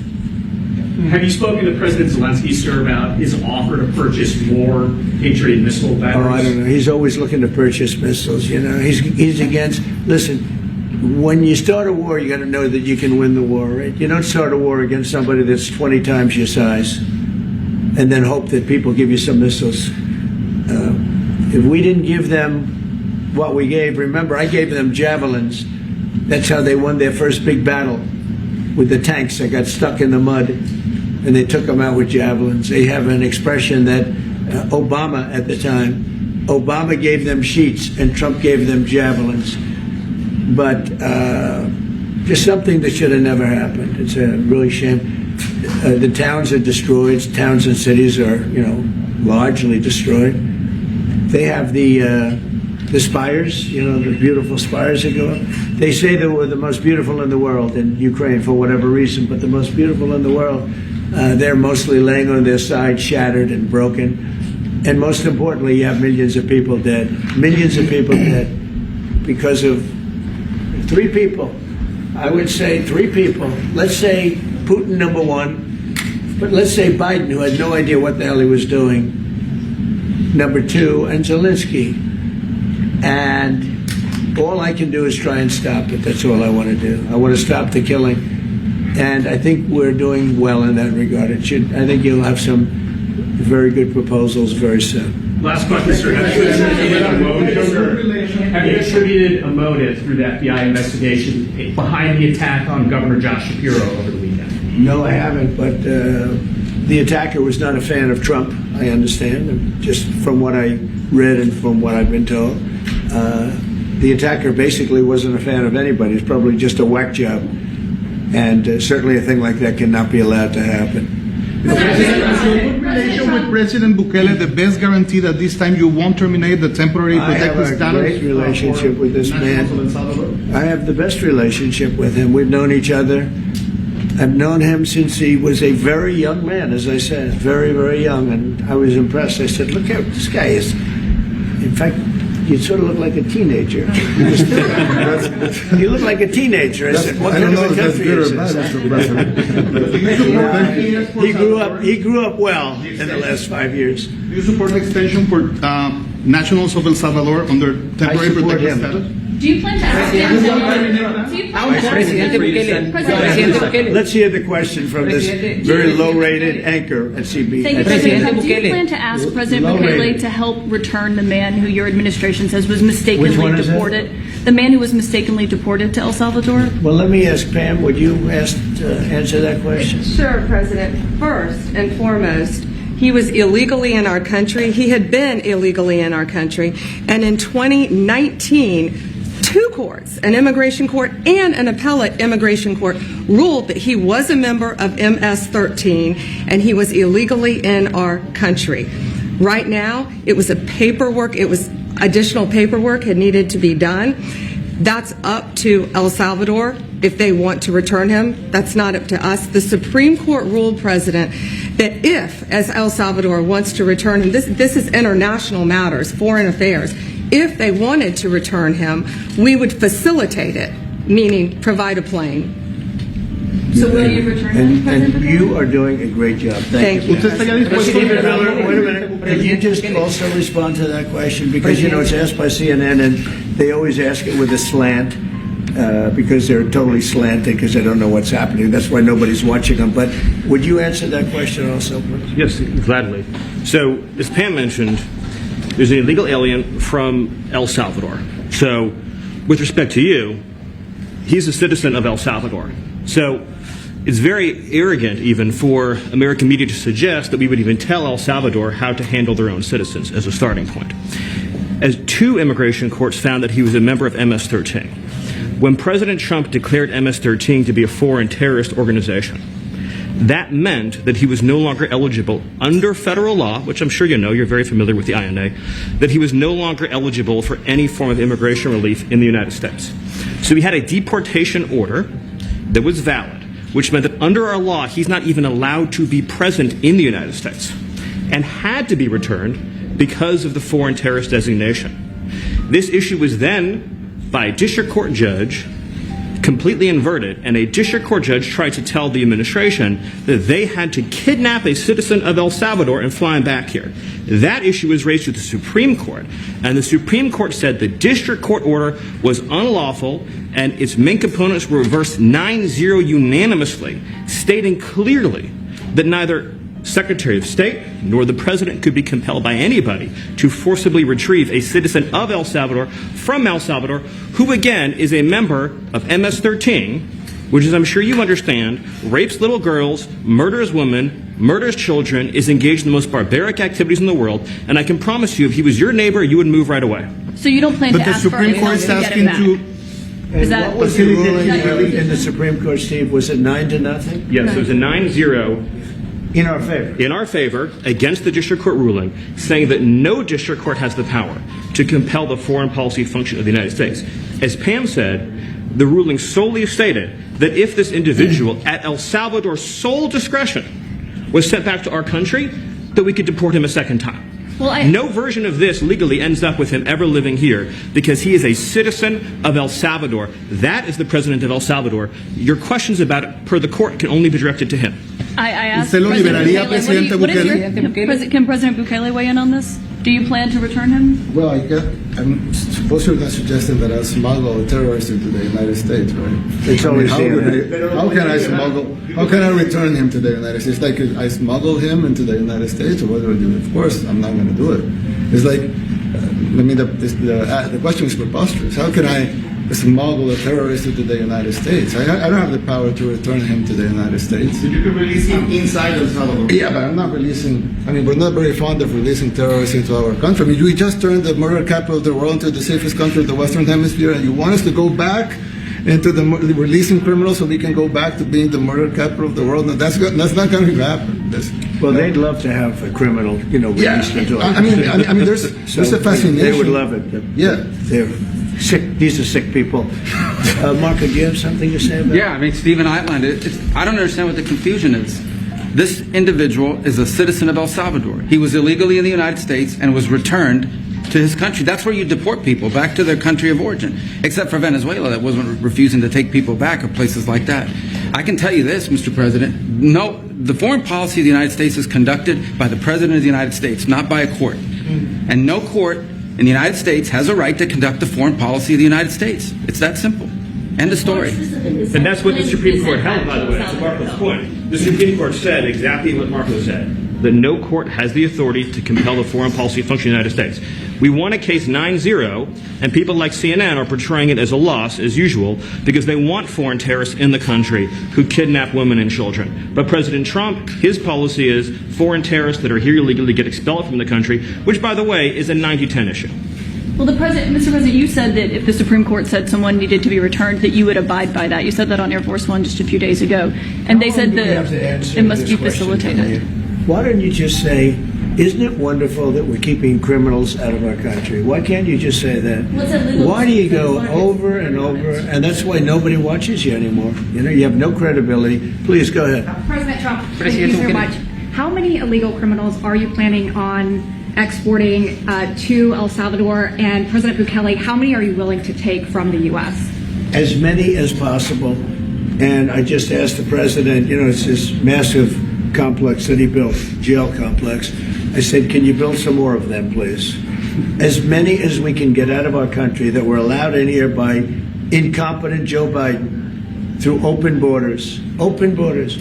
You probably hear open borders and you can't even understand it because nobody can understand. Nobody smart or with common sense can understand it. So we have millions of people that should not be in this country that are dangerous. Not just people, because we have people, but we have millions of people that are murderers, drug dealers.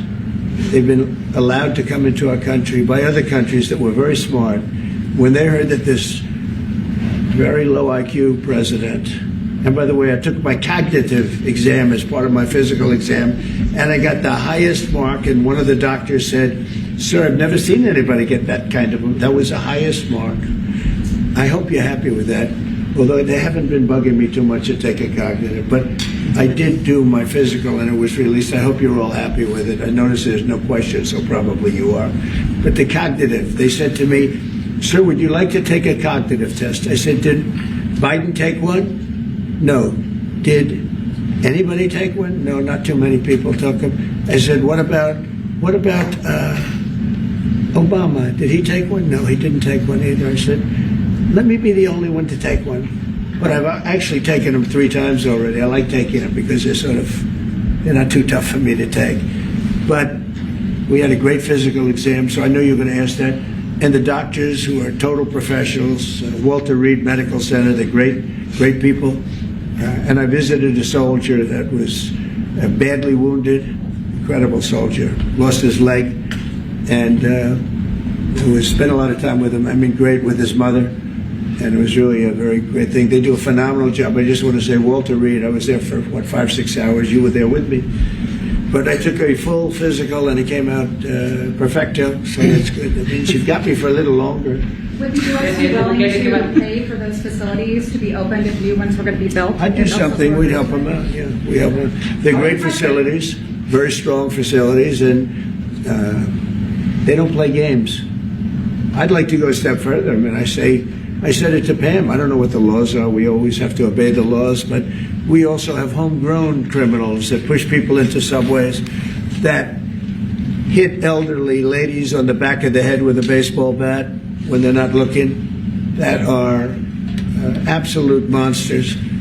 I'd like to include them in the group of people to get them out of the country, but you'll have to be looking at the laws on that, Steve, okay?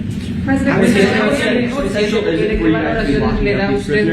do you think more presidents should follow suit like you guys as far as taking a hard stance on crime here in the United States? Well, I do. I think everybody has to. I mean, the president said it better than anybody. He said, you know, you have liberty and you have to have liberty, but to have liberty, not everybody is going to be good.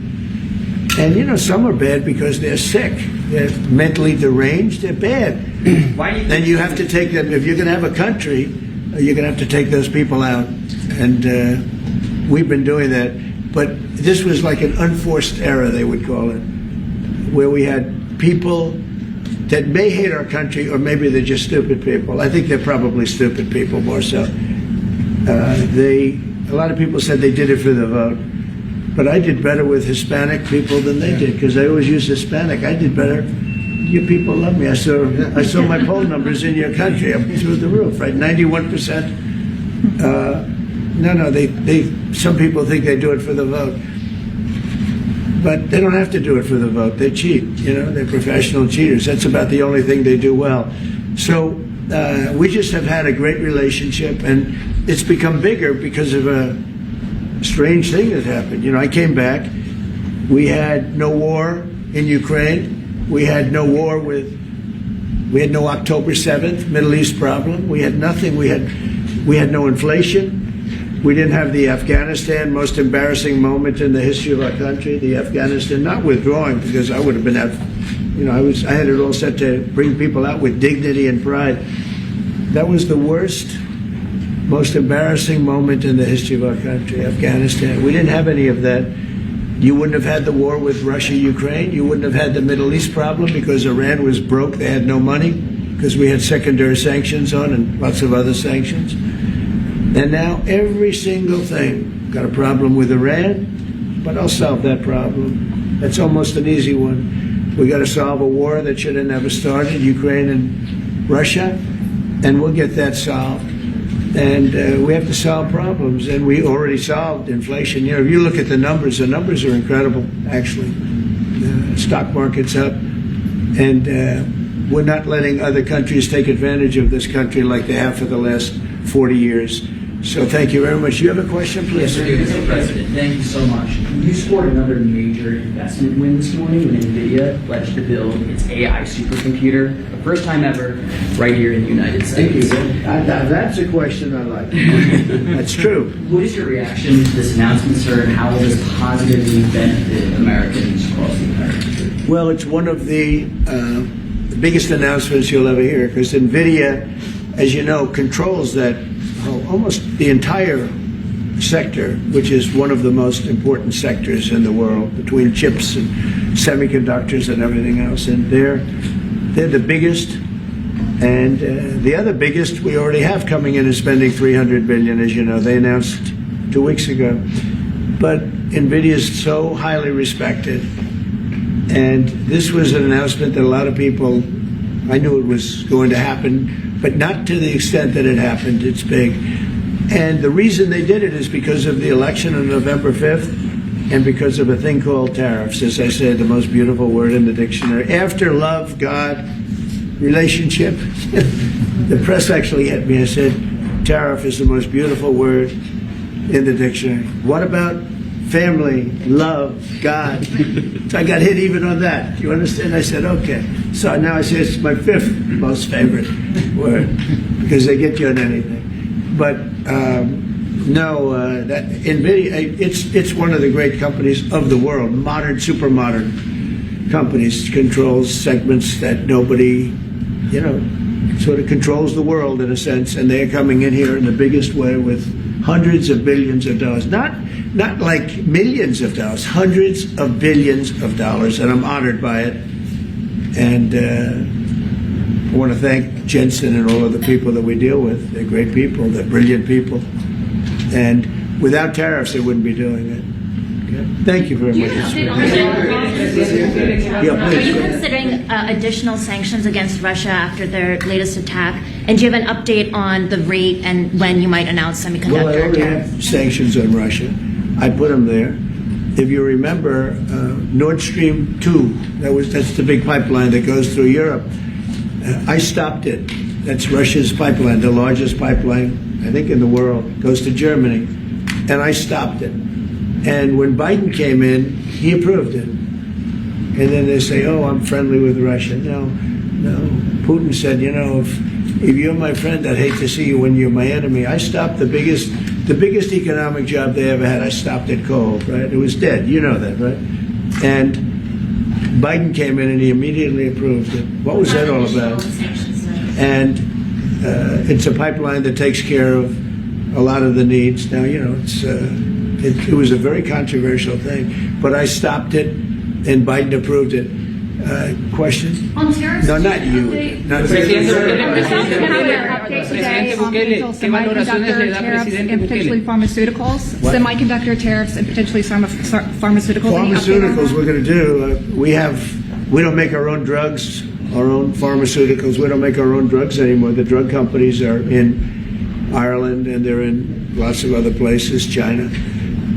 And all I have to do is impose a tariff. The more, the faster they move in. The higher the tariff, it's inversely proportional. The higher the tariff, the faster they come. And, we're going to be doing that. That's going to be like we have on cars. We have, as you know, a 25% tariff on cars. We have a 25% tariff on steel and aluminum. And that's what that category fits right now. Do you have a percentage in mind and a timeline? I have a timeline, not too distant future. We're doing it because we want to make our own drugs. We're doing it because we want to make our own steel and aluminum, lumber, other things. And they're all coming in. We have record numbers, $7 trillion. Since I announced, like a month and a half ago, since I came in, we have over $7 trillion being invested in the country. We didn't have $1 trillion. We didn't have $500 billion for some of these guys. They didn't know what the hell they were doing. So we have the largest investment that we've ever heard of, and we're only 2 months in. And that'll continue at levels that you've never seen before. That's what's going to happen. And even the stock market's up today. It's we also had, we a lot of people didn't say it the way it was. We had the largest gain in the stock market in history on every single category last week. That was a nice game because we were getting a little hit because people didn't understand the power of our our country economically if you use it right. Do you have something to say on that, J.D.? Yes, sir. I mean, look, for 40 years we have lost manufacturing capacity. Workers have seen their wages stagnate, and some of the most critical things that we need, from the pharmaceuticals, the drugs that we give to our children, the antibiotics that we give to our kids, to the weapons that we actually need to fight a war, if God forbid we had to fight a war, we don't make enough of that stuff. And so President Trump ran explicitly on changing that. Yes, as the president mentioned, it caused a little bit of disruption in the market, but I actually think over the long term, workers are going to benefit, stocks are going to go up, American businesses are going to benefit as we reinvest and reindustrialize our country. And the auto workers and the Teamsters and all of the unions, not traditionally Republican, but I'm winning those unions by, we're up 40, 50 points on the Democrats. They're losing everything. And they're losing everything because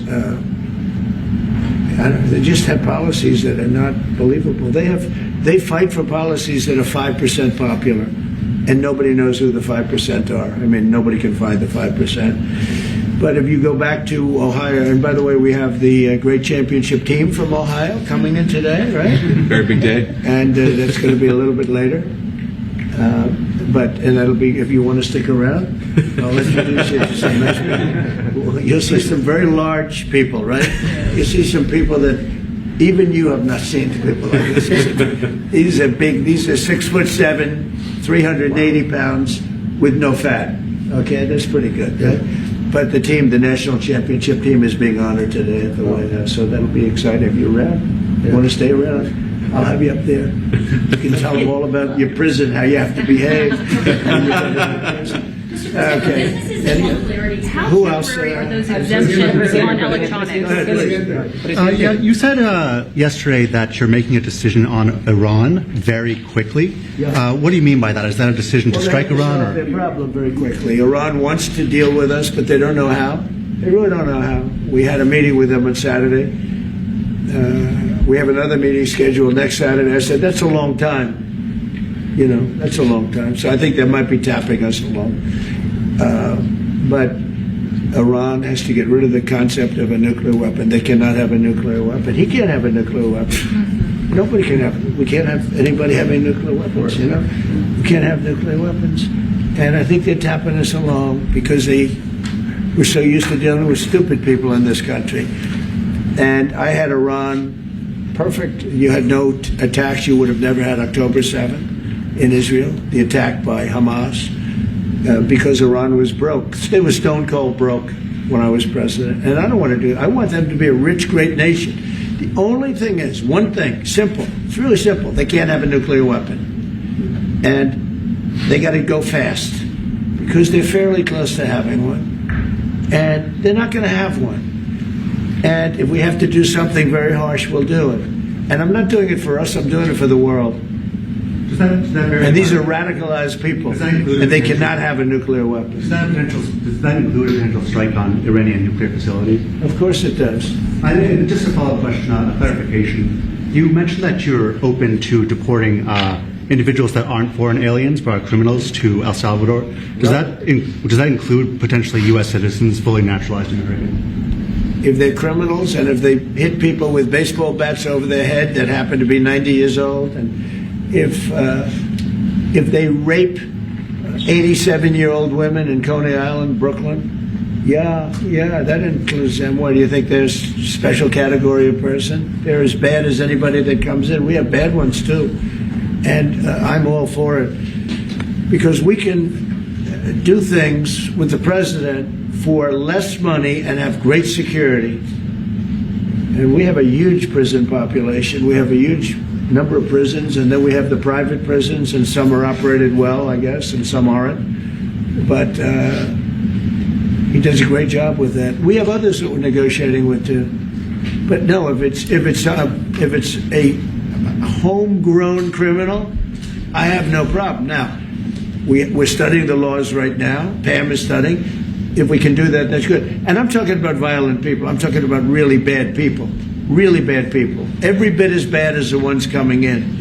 And I made the statement when I heard about this a long time ago now, 4 years ago. When I heard that this guy was having open borders, I said every single criminal from all over the world is going to be dumped into our country. And that's what happened. Jails. The jails of the Congo were emptied out. The jails of Venezuela were emptied out. And you know what happened? Their crime went way down. But now Venezuela has other problems. You know what the problem is? They have no money. Yeah. Because I shut off their oil, and we put secondary tariffs because they're not doing what's right over there. They know what to do. We spoke to them. I spoke to them. They know what to do. But they have no money. Venezuela has no money. But Iran had no money, and Iran behaved so beautifully. And then Biden took all those secondary tariffs and tariffs on.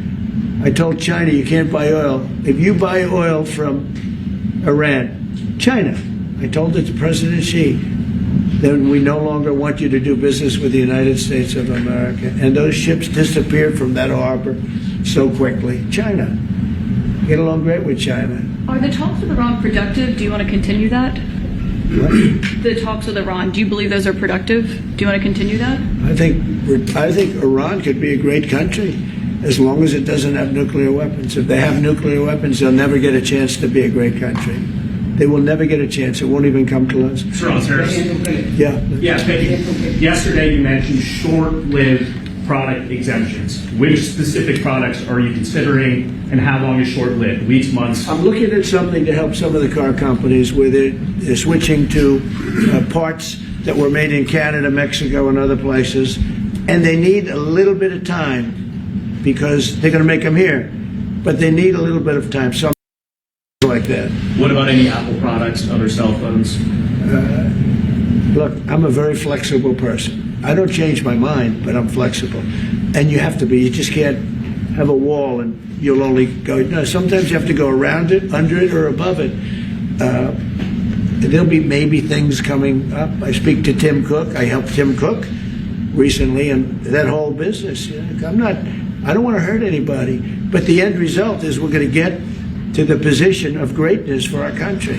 We're the greatest economic power in the world if we're smart. If we're not smart, we're going to hurt our country very badly. We lost with China over the Biden years trillions of dollars on trade. Trillions of dollars. And he let them fleece us.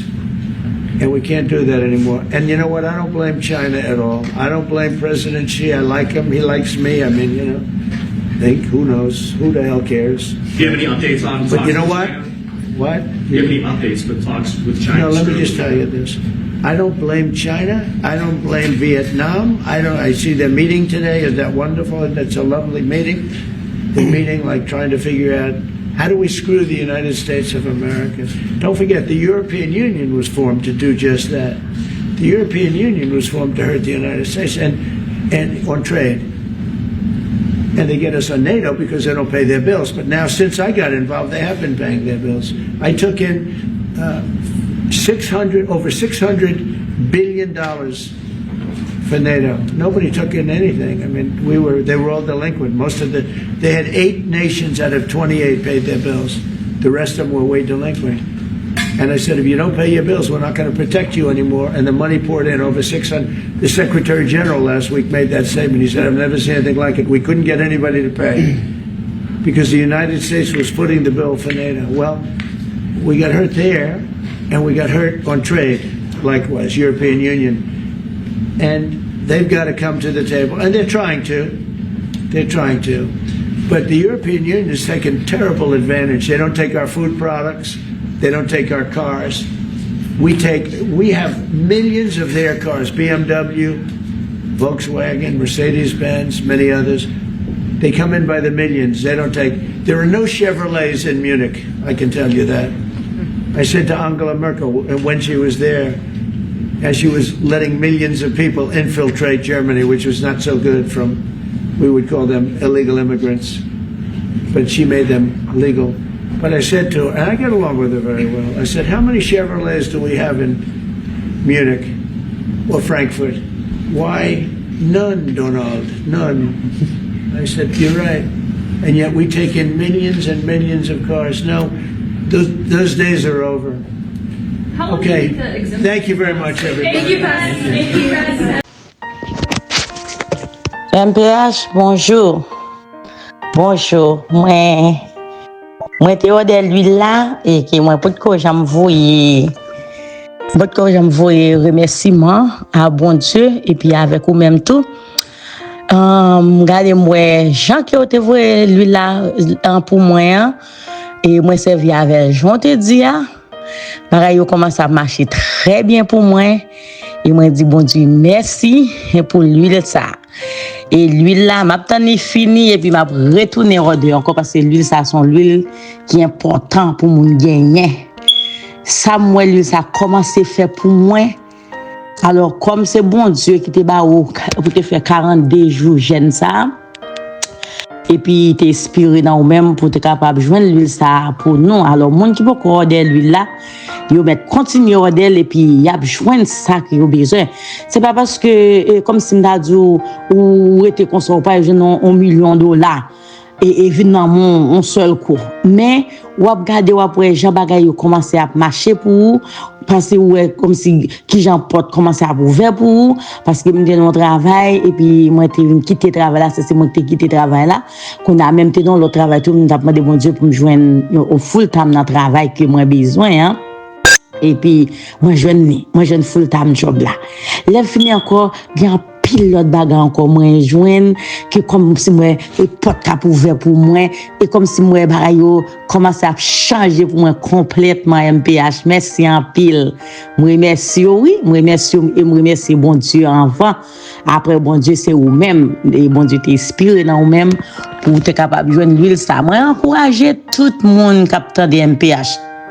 Toujours bali lac là parce que moi j'aime toujours faire ça et puis tout order l'huile là pour capable joindre ça que vous chercher même si vous pour qu'on joindre parce que nous tout bien besoin quelque soit ou pas jamais finir avec problème dans le monde on a toujours un problème mais comme si il y a quelques bagailles qui t'a traversé ou après comment que ou bon Dieu ouvert porte pour pendant qu'il va utiliser l'huile là moi même passer sur moi t'aime beaucoup baiser le fini et passer sur moi de temps en temps pas passer chaque jour qu'on a moi utiliser tant que son parfum tant que me doit sortir là puis me passer l'huile tous les deux l'huile pas qu'à fin dire non bien l'huile envoûtement l'huile richesse là me passer sur moi et puis me répéter me dire me passer l'huile là pour richesse me passer là pour tout et ça que me besoin waouh bah là bon oui MPH merci en pile m'encourager tout le monde pour aider l'huile là parce que l'huile là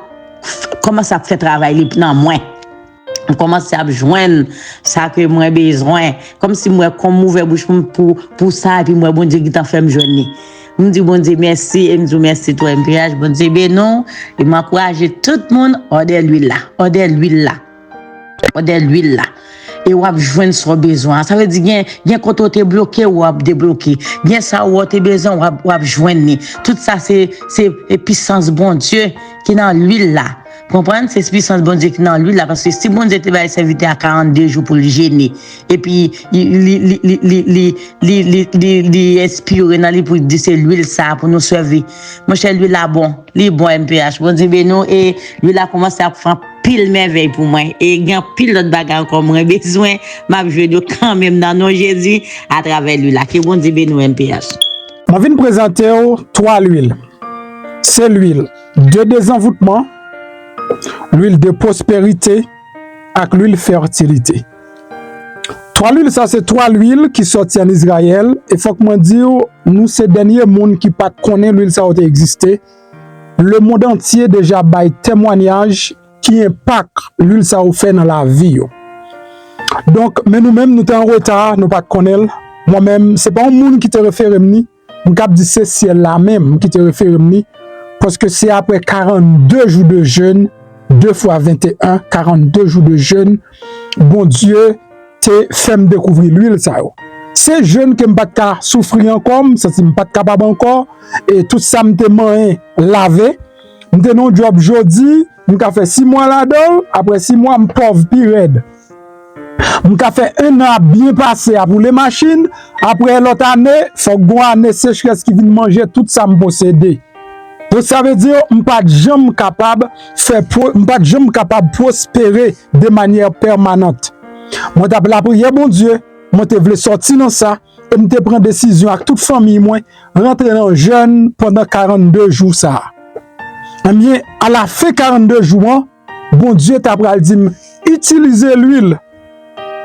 Kouliam pas ka kon côté pour me joindre l'huile. Me chercher, bon Dieu fait me découvrir l'huile de prospérité avec l'huile de fertilité. Moi ouais il y a plusieurs monde qui fait copie, même di bagay ça ressemble bagay magie m'pa prend yo, faut que moi joindre en Israël. De mal découvrir seule et unique industrie qui gagne certification pour faire l'huile ça en Israël et me commencer use yo. Si me on lave use li. Ou pas gen chance use li. Ou gen joke yo lage sou use li. Ou pas ka kembe kob use li. Comment? Eh bien, je commence à use l'huile ça yo. Depuis les am k'ap di yo, la vie me changer. M'ka di ça carrément et m'pa peur dire parce que m'pa au nom de bon Dieu David la Salomon, m'pa ka faire bac encore. Au nom du Père, du Fils et du Saint-Esprit. Non, pas un bac. C'est avancé, n'a pas avancé. C'est à partir de là, je viens commencer et me reprendre sens la vie. Et une n'a plus gros bagay, bon Dieu fait pour moi, ce sont des dômes qui ont bien longtemps. Je perdu yo viennent retourner. Et m'kap di moi-même son petit crasse témoignage moi gagné, mais moun k'ap bay témoignage sur l'huile ça, donc son bagay tête chargée, yo bay comme témoignage. Moun qui était malade, bay témoignage yo. Alors m'pas prescrit moun ni m'pas conseiller moun utiliser, c'est pas prescription, m'pas conseiller moun utiliser comme un traitement, mais moun qui malade utiliser yo joine guérison parce que m'gen l'huile pour l'huile guérison à tout exprès.